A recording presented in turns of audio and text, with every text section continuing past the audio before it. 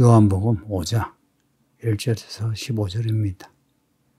예수님이 오병이어로 5,000명을 먹이신 이야기입니다. 5개의 떡, 2마리 생선으로 남자만 5,000명을, 아이들, 여자까지 합치면 10,000명은 좋게 남겠죠. 예수님이 이 많은 사람을 오병이어로 배불리 먹이셨다는 내용입니다. 이 이야기는 갈릴리 바다 혹은 디베라 바다 그 건너편에서 갈릴리 바다 근처에서 행하셨다 합니다. 그 많은 사람이 예수님을 따랐는데 예수님이 병자들을 고치시는 것 보고 예수님이 메시아인가? 선지자인가? 해서 예수님을 따르는 겁니다. 근데 이 2절에 표적을 보고 따랐다. 이것이 암시하는 바가 있죠. 요한복음에서 제일 강조하는 게 말씀이잖아요. 말씀을 듣고 따르는 거하고 표적을 보고 따르는 거하고 그 믿음이 달라요.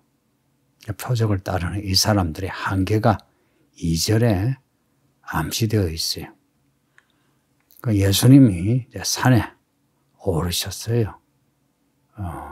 사람들에게 복음을 전하기 위해서. 그 사람들이 예수님을 따라 산을 올라간 거죠. 갈릴리 그 바다 그 주변 둘레에 자그마한 그 언덕들이 많습니다. 그 사람들이 그 마을을 떠나 디베라는 마을 이름이에요. 근데 나중에는 그것이 갈릴리 바다 그 이름을 대신하는 이름이 되기도 했어요. 사람들이 예수님 말씀을 들으려고 혹은 표적을 보려고 예수님을 따라간 겁니다. 이때가 마침 유대인의 명절인 유월절이래요. 유월절이 나오면 대부분 예루살렘에서의 이야기거든요. 근데 이 4절에 유대인의 명절, 유월절에 가깝다 하는데 얼마나 가까운지 모르겠고요. 근데 유월절을 언급한 이유는 지금 오병이어로 5,000명을 먹인다 하죠. 그 떡을 먹는 거죠, 떡을. 떡을 먹는 거.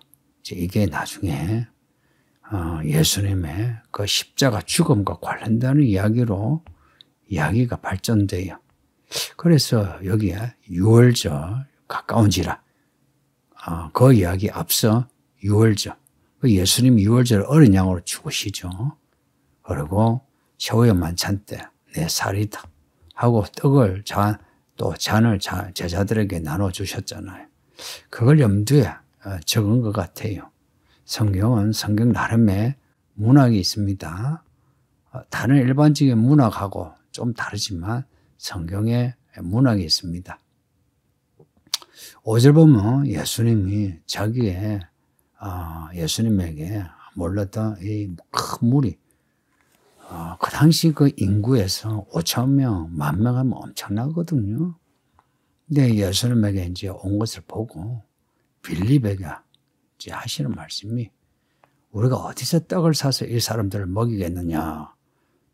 말하자면 5,000명을 먹여야 되는데 어떻게 할 수 있겠느냐 물으신 거예요.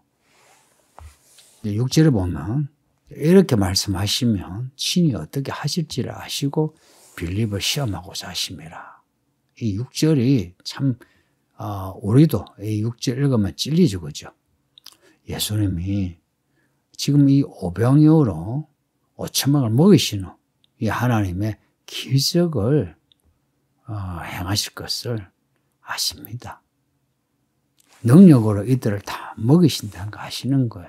근데 빌립에게 이거 어떻게 하면 이 사람들 다 먹일 수 있겠느냐 라고 물으신 거는 빌립을 시험하려고 한 겁니다. 그때만 그렇게 했습니까? 지금도 우리의 믿음을 시험하시려고 어떻게 이걸 헤쳐나가지? 어떻게 해결해 나가지? 이러시는 거예요. 그러면 우리가 어떻게 대답을 합니까? 그러면은 예수님이 하십니다. 이렇게 하는 게 이게 믿음이죠. 그런데 그런 말이 잘 안 나오죠. 왜냐? 눈에 보이는 것, 눈에 보이는 그것을 우리가 생각할 수 있는 방법으로 해결하려고 하죠. 예수님이 예수님의 뜻으로, 예수님 방식으로 하십니다라고 하는 그 믿음이 잘 안 나오죠. 그러나 예수님이 빌립을 시험하려고 이런 말씀을 하셨다. 똑같이 우리도 우리를 시험하시려고 우리를 어떤 상황에 집어넣어 놓고 우리의 반응을 보시는 겁니다. 그럴 때 오늘 이 이야기를 반면교사로 삼아 우리가 믿음의 반응을 해야 돼요. 7절에 보면 빌립은 믿음의 반응은 아니에요. 빌립이 하는 말이 이 많은 사람들 조금씩만 먹여도 200데나리온의 떡이 부족하답니다.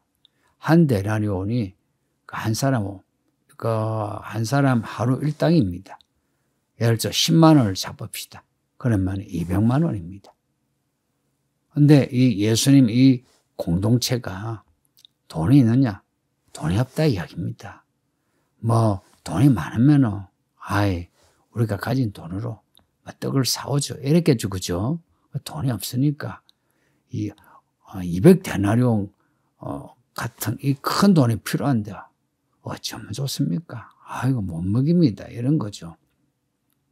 근데 앞에 빌립이 예수님을 보고 예수님의 메시아라고 알았잖아요.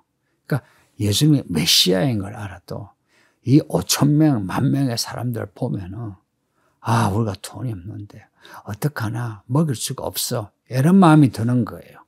믿음이 전혀 없는 건 아닌데 눈에 보이는 상황 때문에 믿음이 안 나오는 거예요. 그러니까 이런 이야기를 잘 보세요. 믿음은 어떤 상황에서도 예수님이 하시는 일에 대해서 신뢰하는 겁니다.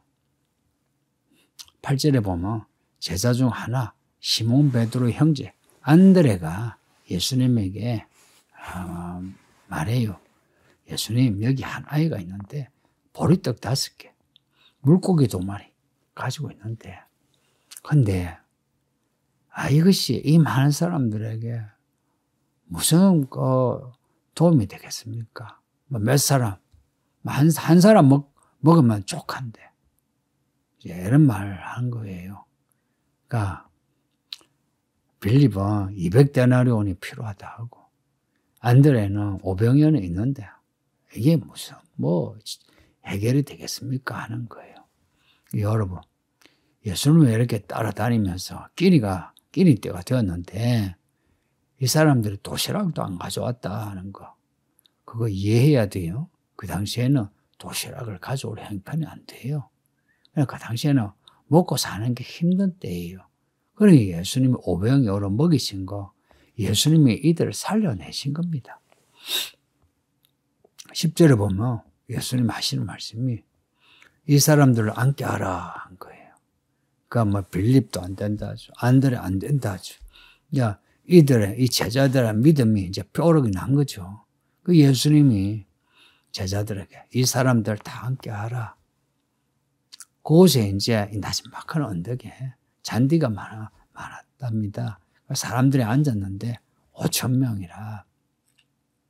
이 다른 복음서 보면은 50명, 100명씩 이렇게 앉았다 그래요. 예수님이 이제 앉아있는 이 사람들 이제 다 이제 앉았죠. 예수님이 500이요 떡을 가져다가 물고기도 그렇게 가져다가 축사하신 거예요. 축사라는 거는 감사기도 하신 겁니다.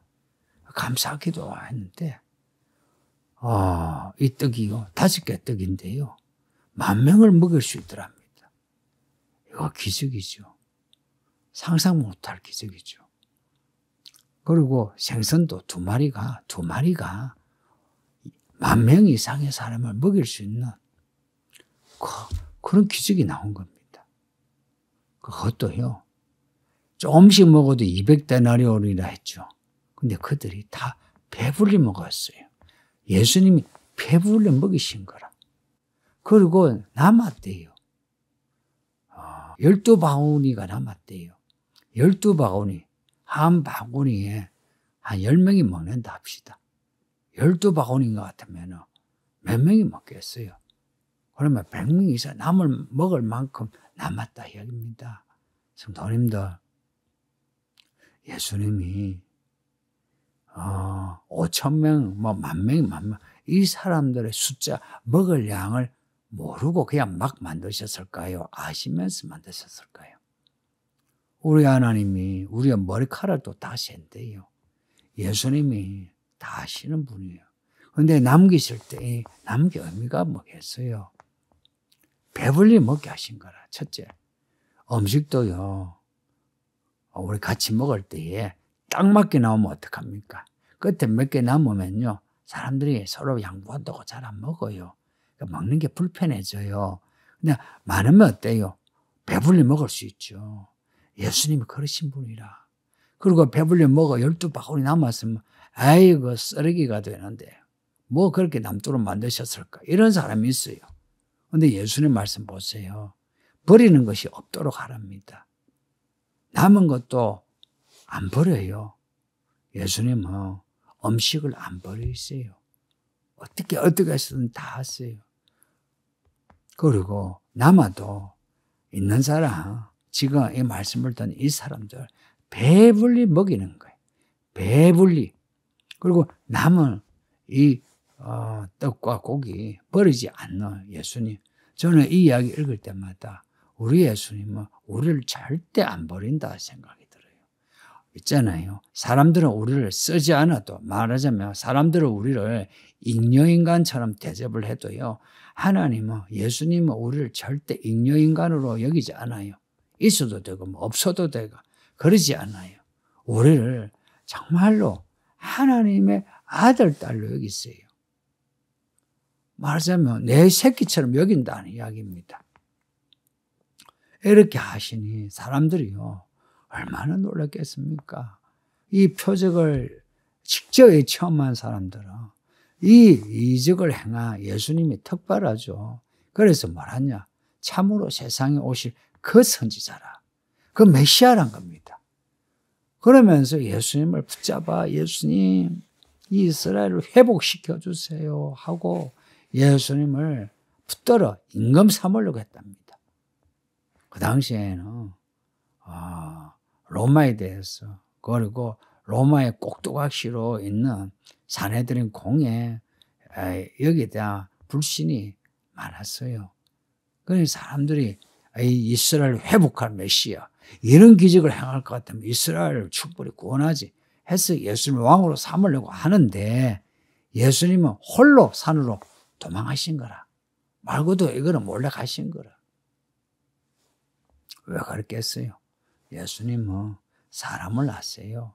사람을 알아서 사람에게 지지와 격려, 인정, 영광을 원하지 않으십니다. 예수님은 오직 아버지 하나님만 바라보고 아버지의 뜻대로 살려고 하는 거예요. 그래서 떠나신 거라. 이거는 모두 하나님의 종들이 배워야 하는 태도입니다. 성도님들, 예수님 손에 들어가면 오병이어로 우리를 배불리 먹이신대요. 이게 뭘 의미합니까? 인생 너무 걱정하지 마세요. 먹는 거, 입는 거, 살아가는 거 걱정하지 마세요. 예수님을 따라다녀 보세요. 예수님은 우리를 배불리 먹이십니다. 예수님을 따라다니면서 내게 있는 오병이어 작은 거라도 드려보세요. 그 오병이어로 우리 가족을 다 먹일 수 없죠. 모자라죠. 그러나 오병이어 예수님께 드려보세요. 예수님이 배불리 먹이시고 남도록 하십니다. 이런 예수님입니다. 어떻게 이런 기적을 행하시느냐. 나중에는 더 큰 기적이 나와요. 예수님이 십자가 못 박혀 죽으세요. 그리고 자신의 살을 떡으로 말씀하면서 내 살을 먹으라 하셨어요. 예수님은 자신을 우리에게 주시는 거예요. 단지 오병이어를 우리에게 주시는 게 아니고 자신을 바로 우리에게 주시려는 거예요. 그러니 성도님들, 우리를 위해 죽으신 예수님, 자신의 살을 떡으로 주신 예수님 뿐만 아니라 진짜 우리의 이 밥 먹을 양식을 주시는 예수님, 그 예수님을 끝까지 따라갑시다. 아버지 하나님 감사합니다. 요한복음을 읽었는데 우리 모든 성도들이 다 예수님을 따라다니게 하사 예수님이 먹이시고 고치시고 살리시는 거 경험하게 해주세요. 또한 예수님이 우리를 사랑하시되 끝까지 사랑하시고 주시되 풍족하게 주시고 먹이시되 배불리 먹이시는 것을 잊지 않게 하사 불평 불만 불안하지 아니하고 감사하며 어떤 형편에도 믿음이 떨어지지 아니하고 믿음이 충만하여 끝까지 예수님을 따라가게 해주세요. 예수님의 이름으로 기도하옵나이다. 아멘.